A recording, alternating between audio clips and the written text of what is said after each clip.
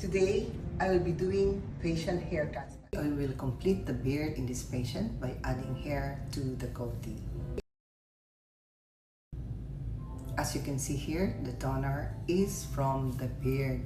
So the techniques involve FUE and body hair transplant, which requires skill and experience to do it right.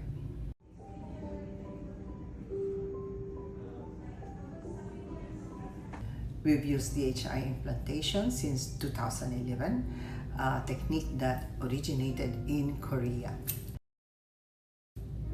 And this is where the artistry comes in, connecting the mustache to the goatee and filling in the gaps.